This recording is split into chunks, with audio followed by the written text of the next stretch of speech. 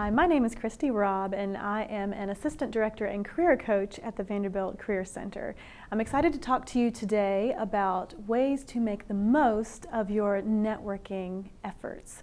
So, for example, let's say you met someone on a plane whose career sounds very intriguing and you exchanged contact information. Or you put yourself out there, you scheduled that informational interview, and that is wonderful. Now what? So today I'm going to discuss ways to turn those networking opportunities into catalysts for professional change and progress.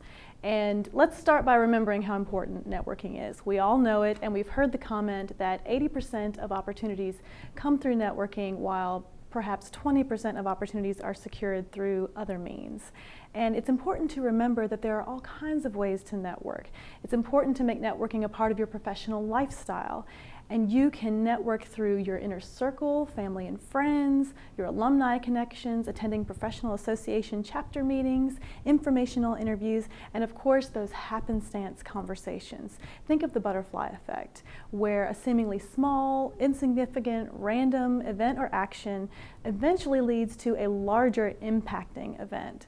Consider this concept when you are seeking to connect the dots between these random moments and new relationships. But what sort of tools could be helpful to you in designing these relationships, launching these relationships, participating in these actions, engaging, inspiring, and eventually creating catalysts for progress? I'm going to cover about 5 elements today that I think will be very helpful to you in this process. And the first one is to be prepared, whether it's having business cards available for you at networking events or having your resume ready to be tailored to a certain situation within about 24 hours. For business cards, if you are currently unemployed or you don't want to hand out business cards from a current employer, you can make business cards that are simply individual to you with your contact information and your name so that someone can remember you and reach out to you. Also with resumes, you want to have them available, have them in a portfolio when you're at a networking event. In addition, remember to be prepared in terms of what you want out of a situation before you walk in. Do you know who's going to be there? Are there certain people that you would like to meet? Do you know who the keynote speaker is? Is that someone you'd like to meet? How do you do that? Do you want to be there early? Do you need to stay late? Do you have the goal of making 5 new contacts before you get there? Keep in mind what it is that you want out of the situation. And in addition to that, you want to do your research before you get there. Are you transitioning into a new industry? And therefore, do you know the questions that you want to ask? Do you know what types of questions to ask? Do you know the lingo that is used? Do you know the key players at the table? Do your research before you walk in so you can feel prepared and feel confident to carry on conversations. And then, as always, of course, you want to look the part. And then perhaps the most important component of being prepared for situations is to know your story. You have a story, we all have a story. We have many stories comprised of our experiences, accomplishments, interests, passions, purpose. So professionally speaking, what is your story? If someone walks up to you at a networking event and says, "What brings you here?" Do you have an answer for that? Do you know what you would say? If you were searching on LinkedIn, do you know what you're searching for? Do you know why? So keep in mind that it is important to know your story and be able to tell it. It will help you to reflect on these experiences and accomplishments and look for that common thread. Look for the patterns and the themes that arise. What brings you here and what makes you who you are today? And these stories will help you in these situations. Also, from this full story, it will help you to develop your elevator speech.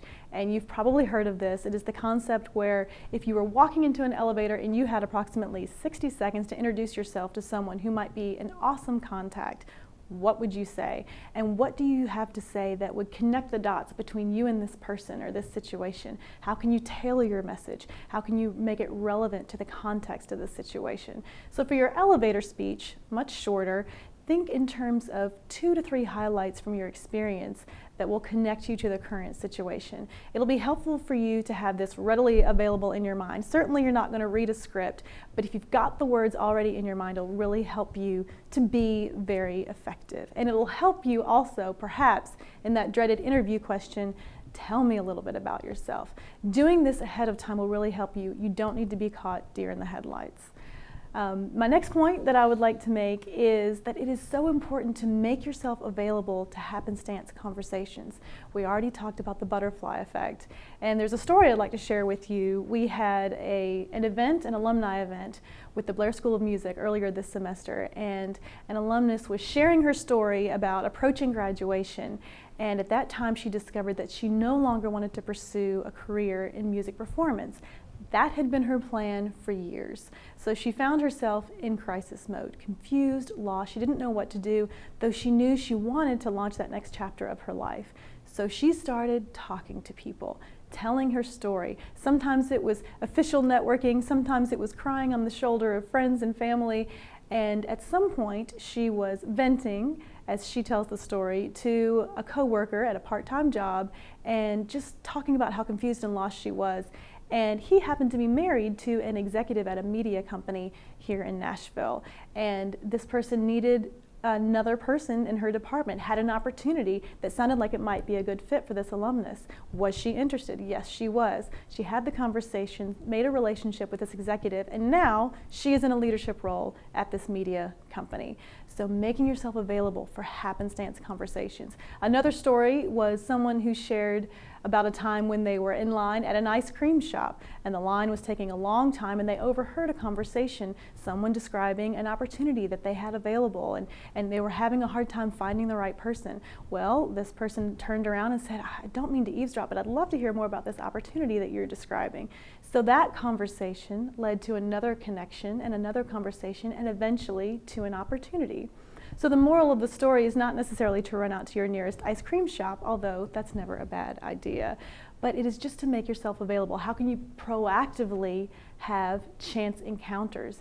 Think in terms also of volunteering, attending professional associations, just keeping your antenna up. You never know when you might meet someone. Making yourself available, and then once again, knowing your story will really help you in these situations. And then to follow up on these stories, my next point that I'd like to make is that you want to make sure that you are opening yourself up to small risks. Take small risks. The stories that we just shared would not have gone anywhere if these people hadn't taken small risks. If the person in line at the ice cream shop hadn't put themselves out there and said, hey, I'd love to hear more about this opportunity, they wouldn't have made the connection. So take those small calculated risks. I know that the reason that I'm actually in my current job, I believe, is because of a risk that I took once at a career professionals networking meeting where a career coach was the keynote speaker and wanted to illustrate his coaching method. And he was looking for a volunteer from the audience so that he could display his method. And something in my mind said, raise your hand, and so I did. And then something else said, why did I just do that? But I walked up, I took a chance, I took a risk. And throughout our interactions, I talked about some of my interests and my passions and my strengths, and the whole audience was there to hear. And I caught the attention of one of our associate directors here at the Career Center, who later on came up to me and said, well, I really enjoyed what you just did, and I wonder if you'd like to hear about an opportunity that we have at the Career Center. So we had a conversation, I started the interview process, and the rest is history. Taking small risks can be really important for you as you seek to leverage these networking opportunities. And the final point that I will make today is perhaps the most important point that can be made in leveraging your networking opportunities, and that is to follow up. I could say it so many times, we could put it in all caps. I know you've heard it 100 times. So follow up, follow up. What does it mean? When do you do it? That's great. How does it happen? Well, one example, think in terms of making a new connection at a networking meeting. You exchange business cards. What do you do with that? What happens next? You want to follow up within at least 24 hours. Even if you don't know what the next step will be with that new connection, just thank you, I really enjoyed our conversation. Maybe mention something specific about the conversation. I hope to stay in touch. I look forward to running into you again. Maybe we'll see each other at the next meeting. Some sort of touch point that helps that person remember you. Also, if someone asks you for some information, perhaps they say, hey, shoot me your resume. I'd really love to take a look at it. You want to be ready to send that resume within about 24 hours. If they ask you for some other information that you can't provide in a short amount of time, at least send them a response to their message. Hey, I'm really excited about the opportunity to provide this information. I'm gathering it for you. Give them a time frame about when you'll have it together and when you'll have it to them. Just stay on someone's radar, follow up, and at the end of the day, thank yous always go so far. Remember that even though people want to remember you, they want to help you, and they have the greatest of intentions, you'll be the one to certainly do the work to stay on their radar and to stay connected to them. So let's take a moment to recap the 5 points that I brought up today that will help you in leveraging your networking opportunities. Number 1, be prepared. Number 2, know your story, know how to tell your story, know when to tell your story. Number 3, make yourself available for happenstance conversations.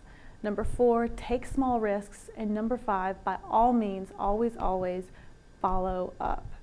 So I'm going to leave you today with one of my favorite quotes by John Maxwell, who says, "The pessimist complains about the wind, the optimist expects the wind to change, and the leader adjusts the sails." Thank you so much. I truly hope this session has been helpful.